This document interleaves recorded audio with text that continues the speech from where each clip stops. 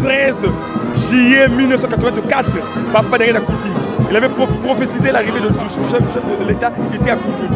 Et voilà, ça s'est réalisé, ça s'est concrétisé. Ça montre que Papa Simon Kimbangou c'est toujours lui, Papa Dangana Kuntima. Et on a fait un travail de fond, un travail de volonté, d'amour et de détermination. Et aujourd'hui, le chef de l'État, il vient toucher du doigt à Kounjoulou. Les produits de Kounjoulou sont vendus.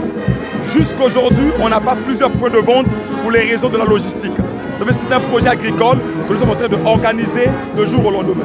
Alors, aujourd'hui, à Kounjoulou, on a comme point de vente ces plateaux de 15 ans. Le riz bio de Kounjoulou, maïs bio de Kounjoulou, haricots bio de Kounjoulou, arachide bio de Kounjoulou, manioc bio de Kounjoulou sont vendus au plateau de 15 ans. Sauf si vous voulez venir acheter directement ici à Kounjoulou. Ça aussi, c'est possible. Papa Simon Kimbangou, il a comme priorité la vie des humains. Il est venu sur terre pour sauver les âmes, pour sauver la vie.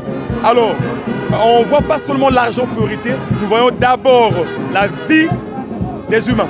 Donc l'agriculture bio déjà, ça vient améliorer, ça vient changer, ça vient donner un coup de pouce dans la vie des humains. Et après, l'argent, ça vient maintenant pour que le projet puisse toujours être un projet continuel. Mais en priorité d'abord, c'est la vie de l'homme. Aujourd'hui à Kounjoulou, une année et demie, on a déjà réalisé 1200 hectares sur les 1500 hectares qui représentent notre premier palier. On a, avec les cultures associées, nous sommes à 2010 hectares réalisés parce que nous associons le maïs avec le manioc, le maïs avec le riz, le maïs avec le soja, le maïs avec l'haricot. Ok? Donc ça fait que ceux qui disent que l'agriculture bio n'apporte pas, non, ce sont des menteurs, ce sont des commerçants qui cherchent à gagner plus pour détruire la santé de l'homme. Nous pensons que l'agriculture bio, c'est l'agriculture qu'il faut, c'est même l'agriculture qui a été recommandée, conseillée par Simon Kimbangou en 1921 quand il avait commencé son travail en Kamba. Donc l'agriculture bio, c'est d'abord parce que, imaginez-vous, le consommateur qui consomme ce que vous avez cultivé, quand ce n'est pas bio, mais vous pensez à votre bénéfice, mais en même temps, vous envoyez la personne à l'hôpital. Donc déjà, ce n'est pas bénéfique pour l'homme. Moi, je pense que c'est bénéfique pour l'homme, que l'homme mange quelque chose qui va lui éviter de partir à l'hôpital. Donc, c'est mieux de faire de l'agriculture bio, même si le prix va légèrement être légèrement un peu cher, mais ça va éviter à l'homme de dépenser pour l'hôpital, pour les médicaments et 2 fois pour acheter les cercueils. Je suis très satisfait puisque peut-être vous ne voyez pas. Si Dieu vous ouvre les yeux, vous allez voir que Dieu le Père, Dieu le Fils, Dieu le Saint-Esprit sont en ce moment présents avec nous et l'Esprit de Dieu règne autour de nous. La joie est immense, la concrétisation de ce qui était dit depuis 1921. Alors je dirais que le temps n'est plus au doute puisque on voit bien les signes, on voit bien les actions, on voit bien l'accomplissement des prophéties de Papa Simon Kimbangou. Alors donc je ne peux que leur dire de ne plus les rêver, puisqu'il y a une chanson qui dit les Camolinés ne Gomonana. Après une année et demie, aujourd'hui on a quasiment 1500 hectares déjà exploités, dont 750 en cours de récolte et 450 en cours de semis. Alors ça montre bien que nous devons continuer à travailler. Et comme on dit, ceux qui ne vont pas suivre, il y a ce dont on appelle les bilombés, les Ntsassi de Papa Simon Kimbangou. Alors donc ceux-là, ils vont continuer à travailler et tout ce que Dieu avait dit, ça va s'accomplir. Puisque Dieu... C'est sous une très belle température que les chorales dirigeants et GTD sont sous l'animation ou à la tête du président de la République, chef de l'État, bâtisseur infatigable.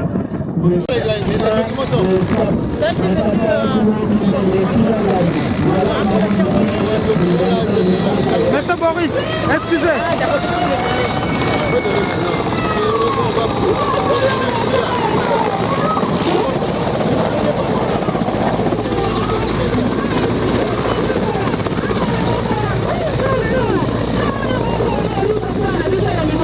Thank you.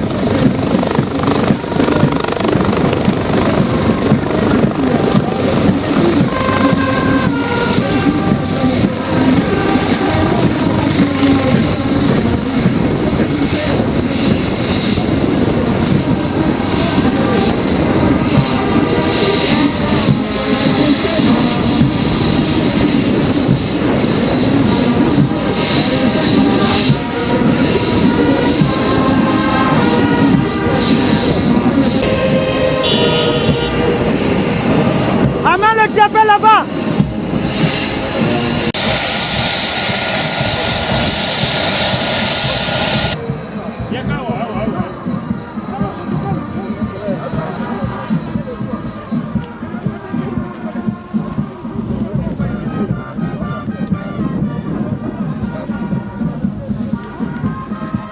Faites attention. Gardons la distance, n'avancez pas. Pas qu'on te parle. On recule. Hein, monsieur. On te parle. Laissez là, les gars. On t'empêche pas de garder la limite. Nous sommes la présence de ce qu'on fait. Ok, bon. Maintenant, c'est un instructeur qui reprend. Il y a le vent. S'il vous plaît.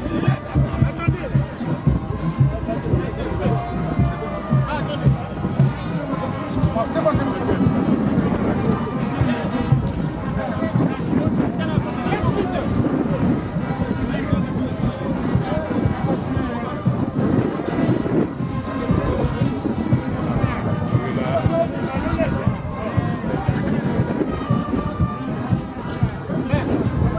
Ouais. C'est bon. Le point,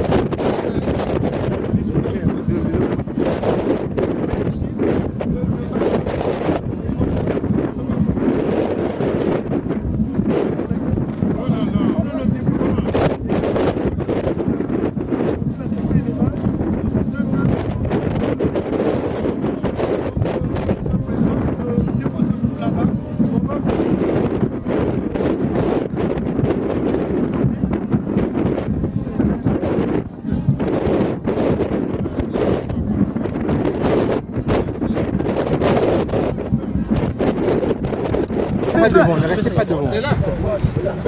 On peut reculer s'il vous plaît. Doucement là. On peut reculer. Est-ce que vous pouvez reculer? Ah Bertrand, quittez devant. Ah Bertrand. Quittez devant. Quittez devant. Oui. Attention. Oui, deux. Le soja. La spéculation associée. On fait le manioc avec le soja. C'est que graines seulement je mets. Attention. Ici. 3 seulement. Mais 3 c'est pas beaucoup. Oui, mais justement. Sinon, il y aura concurrence alimentaire. Voilà. Là aussi. Non, là c'est la poisson. Là c'est. Attention. C'est bon. C'est bon, la bouture. On acclame.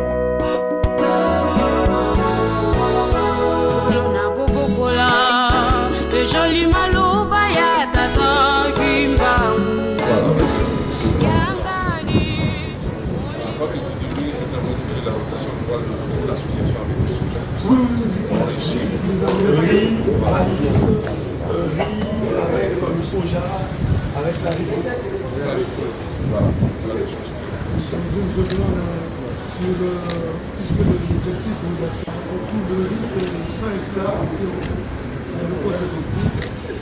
le maïs aussi, c'est le fait passer autour de 90. Et la partie section élevage, nous portons aujourd'hui 500 spécialistes.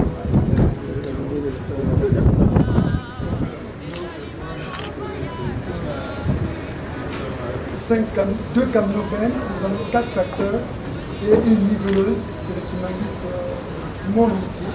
Donc, suivi votre moteur du jeu, vous avez reçu cette activité au palais. Et cette moteur a été suivie. Oui, du monde entier. Oui, comment nous avons des collectes qui sont organisées au niveau mondial et la niveleuse a été achetée par le groupe Théâtre Timonique du monde entier. Juste pour suivre ce modèle. Parce que nous devons vous le dire, nous l'avons dit le plus à vous, Son Excellence, je suis votre fils, je peux vous dire, en tant que représentant des Kimanis au Congo, tous les Kimanis vous soutiennent et nous voulons que vous continuez à rester, puisque vous incarnez la vision doctrinale, originale, et je peux dire qu'il montre la vision divine de Papa Simon Thomas. Et Dieu me sait évidemment, ce soutien est indéfectible puisque vous avez, à l'époque, le temps de Papa Simon Thomas, vous avez toujours soutenu les Kimanis. Et les Kimanis sont logés de monde. Et nous voulons que vous restiez, que Dieu vous donne une longue, comme nous sommes, une longue vie pour vous et une longue vie à continuer à suivre les destinées du Congo. Au ministre de l'Agriculture aussi, vous avez les champs. Vous aussi. Non, vous parce que vous êtes vous êtes un parrain. Sans vous, nous ne pouvons rien. C'est un souper spécial, une chose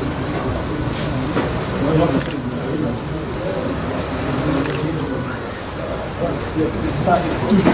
C'est beaucoup. Ce mot d'ordre, nous le suivons, et la marraine, qui est pour nous Kimanis, et vous aussi, nous sommes tous Kimanis. Voilà.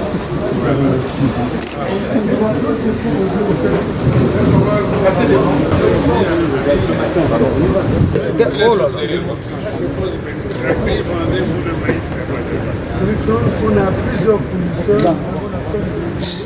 Photographe. C'est belle. Quitter par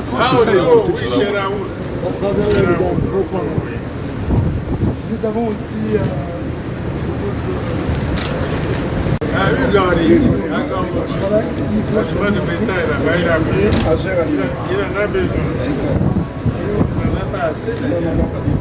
il achète aussi.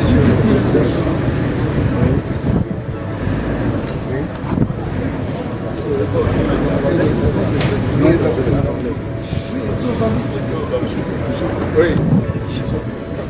Le président d'abord.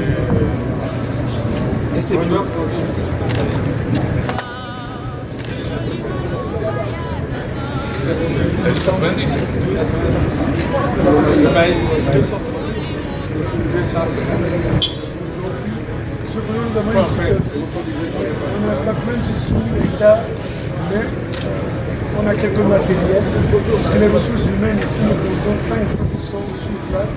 Et nous avons les primaguistes qui font des rotations. Ils viennent ici. C'est vraiment parce que ça roulait des prophéties et ce qui fait le lien, et que nous disons les primaguistes, c'est que cette prophétie se réalise au même moment que le président a la même vision de la terre. Sinon, on met 3. Elle ne va pas gagner. Elle ne peut pas gagner. Donc c'est pour ça que nous, on essaie de suivre et nous en sommes sûrs. On va regarder plus sur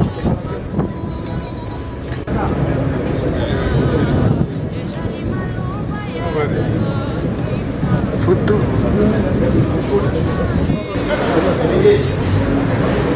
Il y a eu les Chinois qui ont voulu rentrer dans le projet et nous avons compris leur jeu. C'était juste pour prendre et aller ouvrir en Suisse. Nous avons dit non, le projet appartient au président de la République. Nous voulons d'abord que les Congolais mangent au bon prix et mangent du bio. Donc c'est d'abord pour satisfaire la demande nationale et un prix qui n'ira pas les autres. Quelle est déjà fini? 6 avril. Et on a reçu beaucoup des invités qui étaient en Kamba, parce que c'était dans notre fête. Et donc nous avons évacué près de 800 sacs qui sont partis en Kamba. Et les sacs qui sont déjà sur le marché. Et voilà, ça c'est le stock qui est disponible ici. Et le manioc qu'on arrive à voir, 28,800 tonnes par an. Oui, en fait, ça dépend des variétés. Je ne sais pas laquelle ils doivent utiliser. On joue parfois sur le temps de l'eau. Il y a des variétés que vous pouvez récolter très vite. Et à ce moment, oui, et d'autres, quand vous attendez un peu, ben, le poids. Voilà, donc c'est une question économique. Là, nous sommes à 15 ans. À 15 mois, voilà. Donc c'est. à 15 mois. Donc ça dépend des sols. La terre est très fertile, comme vous avez toujours dit. De base, le gars par exemple, quand il doit démarrer, Là, là où on a atterri la excellence, ce type d'herbe-là que vous voyez, on n'a pas besoin d'analyse pour savoir si c'est bon ou pas. Rien que ça, c'est révélateur. Donc quand j'ai vu ça, je dis oui, c'est normal qu'il y ait des résultats. Ce type d'herbe. Donc même pas besoin de fertiliser encore. On laboure, quand on attend une bonne période, ça se décompose. Non, vous aurez. Et là encore, c'est parce qu'ils n'utilisent pas des pions. S'ils font les pions avec ce que je vois, non. Même les picoleurs, parce qu'on a un métier ici, on appelle les picoleurs. Ceux qui viennent sortir le manioc au picolapam. Donc les picoleurs, voilà. Les picoleurs, quand vous commencez à faire le billon, il faut vraiment utiliser les picoleurs parce que ça va sortir les tunnels. Donc avec ce type d'herbe, vous faites des billons, ça va être grave. Ça va être grave. Alors justement, ils nous ont contactés par rapport au fait que, vu l'étendue à faire, ils sollicitaient un appui en Chine. On va devoir travailler, mais il a des contacts, je vais donner les contacts, on va devoir travailler avec l'antenne d'Otiba. À Otiba, nous avons une antenne, parce qu'on est en train d'implanter partout pour que les uns et les autres puissent accéder plus facilement au tracteur. Donc c'est avec l'antenne d'Otiba qu'ils vont voir. C'est à côté. Et comme il a dit, si la route était bonne, mais comme c'est un tracteur, il va aller sur ils sont en train de tenter l'expérience dans vos quartiers. Oui, à Otiba. aussi avec le président passer les exports. J'ai un dossier avocat.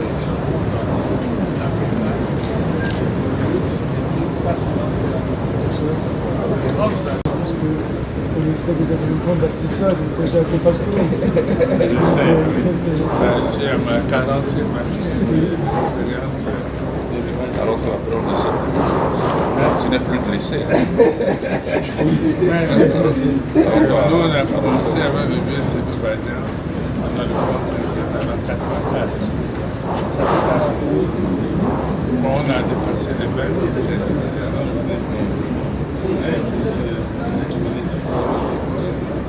Mais justement, il faut que je propose justement ce projet de décret sur le mérite agricole. Le mérite agricole, il faut proposer ça, mais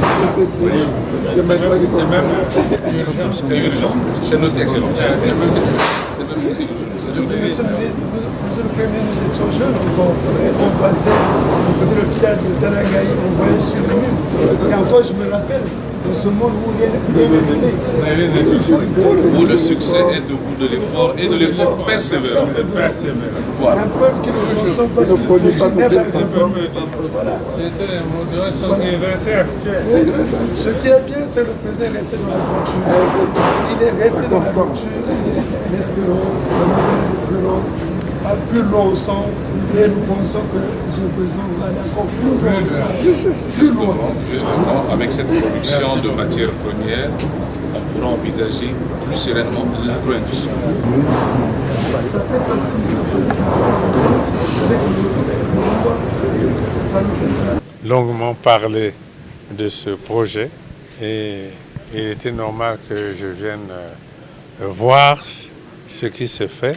Je dois dire que je suis très heureux de constater les résultats du travail des kimbanguistes, pas seulement des kimbanguistes du Congo, mais des kimbanguistes du monde entier qui soutiennent ce projet. Et je suis venu pour d'abord constater et ensuite féliciter les producteurs et les dirigeants. Nous avons vu ici de grandes productions de riz, de manioc, de soja, d'arachide. Je crois avoir parlé de manioc, de maïs. Et je voudrais donc féliciter les producteurs et leurs dirigeants et dire que c'est un bel exemple qu'une communauté donne à l'ensemble du pays. Communauté religieuse, ça peut aussi être n'importe quelle autre communauté. Les gens qui, avec beaucoup de volonté, se mettent ensemble pour produire. Et les résultats sont là. Et merci d'avoir ainsi répondu à l'appel du président, qui a, depuis les années 80 du siècle passé, a déjà dit qu'un peuple qui ne produit pas ce qu'il mange n'est pas un peuple libre. Et nous devons être un peuple libre. Et donc produire ce que nous consommons. La communauté de Kimbanguistes est en train de donner au Congo et peut-être aussi au reste du monde un bel exemple l'action d'une communauté. Et parce qu'il y a aussi la vision. Je dois vous encourager. Bon, Kunzulu peut attendre du gouvernement la solution aux problèmes prioritaires qui ont été posés. D'abord, il fallait relier par le téléphone Kunzulu au reste du pays. Je crois que le gouvernement a tout mis en œuvre pour implanter une antenne. Et je crois que vous communiquez maintenant avec le reste du pays. Le gouvernement doit tout mettre en œuvre pour améliorer l'état de la route qui relie Kunzulu à Oudziba, je crois, Oudziba, une 60aine de kilomètres. Et le Premier ministre est là, et avec son ministre de l'entretien routier, ils sont à pied d'œuvre pour désenclaver. C'est un bassin de production ici, Kunzulu. Et donc ce bassin de production doit être désenclavé, doit être relié à la route nationale numéro 2. Et puisque il y a activité, il y a des populations, certainement se posera naturellement des problèmes de santé, le gouvernement ne peut pas être indifférent. Et il y a des enfants ici, vous avez des enfants qui doivent aussi aller à l'école. Le gouvernement ne peut pas être indifférent devant des questions d'éducation. Et donc, et peut-être aussi, pourquoi pas penser à vous relier au réseau national d'électricité, parce que vous parlez d'agro-industrie, mais il n'y aura pas véritablement d'agro-industrie s'il n'y a pas l'énergie. Et donc, voilà, toutes ces réflexions sont sur la table du gouvernement. Et ce n'est pas des promesses électoralistes ou électorales, non? On n'est pas en campagne électorale. Donc, ce que je dis là, c'est ce que je pense véritablement, le Premier ministre aussi, le gouvernement, et nous allons appuyer dans cet esprit tous vos efforts ici. Et je voudrais encore vous féliciter pour le travail qui est fait. Merci.